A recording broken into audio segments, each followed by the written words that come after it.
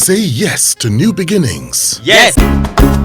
Say yes to new beginnings. Yes. Say yes to. How did you get entangled with journalism? It's something I've always had interest in. Growing up with my dad, my dad would buy newspapers.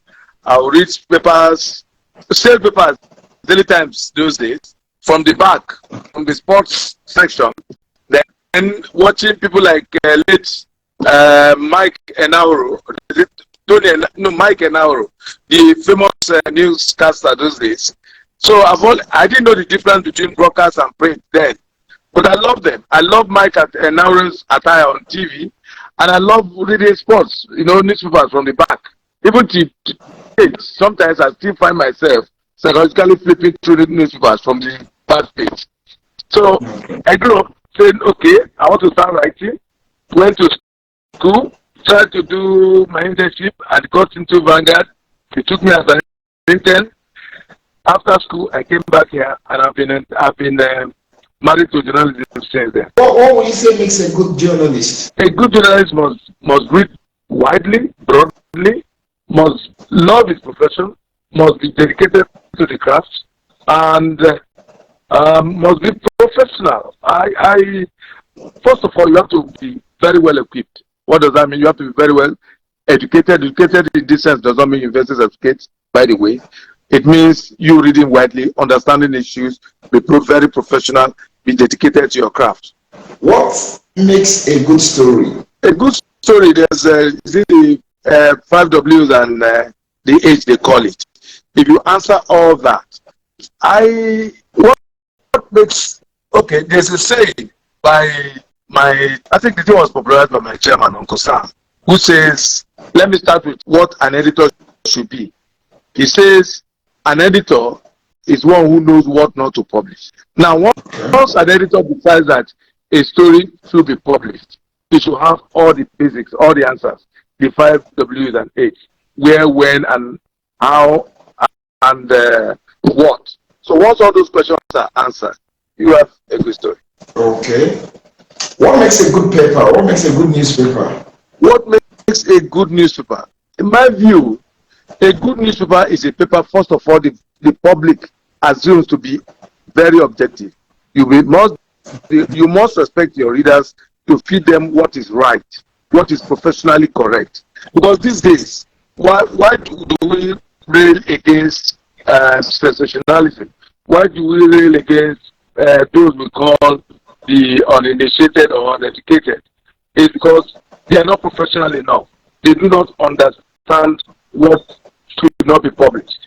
A good newspaper is a paper that knows what should be published, respected by its readers or audience, and taken seriously. You understand the issues, understand what national security is all about, understand what makes a country, what puts a country together. Because a newspaper can easily destroy the country. As we saw in our recent history, let's start with June 12. Some papers died because of being against June 12 there. And regretfully, if you are against the readers are not getting that. If the readers consider your paper either biased, sensational, and unprofessional, you will die. So what makes a good interview? Good question. What makes a good interview is when you, the interviewer, you have your subject, you understand him, how do I put it now? You know who your subject is, and you want to sell your subject. For instance, if you are interviewing a Wole Soyinka who is in the news lately, no one knows what Wole Soyinka is all about. There must be something about Wole Soyinka you want to sell to your readers or to your viewers. And what are those things? For instance, let's take his take on Chimamanda, for instance. His take on Dachi, for instance. Why did he suddenly disagree? What did he disagree with Dachi about? When all those questions are answered, you will know who the Nobel laureate is. So, a good interview, in my view, is an interview that brings something unique about your subject to your readers and to your viewers. There must be something something unique you want to bring out, you want to sell, not the general thing people know about it. Or if it's general thing people know about it, it should be reinforced. For instance, your historical position, your position historically and today, do they still are they still the same? Do they align? You want to bring out your readers, let them understand. Put this man on the pedestal. Is he consistent? Is he professional the way he was then and now? Or if it's a new person you want to serve the public, you want your viewers or your readers to know who this guy is, what he has done, and what he's capable of doing. For one to write well, what must the person do? If you want to write well, you can't write well if you are not very well read. Let's get that. That's why they say a good journalist will know a little about everything. You must be very, very well read.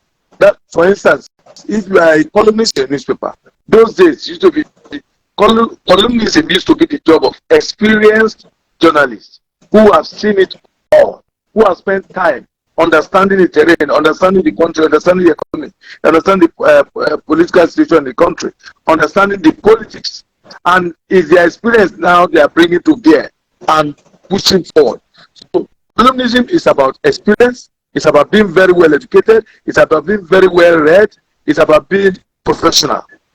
That's why some people read some writers because of either their language on issues, because of their background, because of their intellect, because of their education, and because of their political views. Increasingly these days, people read that because of political, and people read some columnists because of their political views.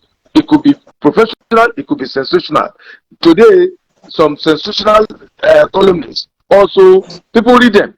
So you can be outraged by it, so that you form a opinion from it, or whatever.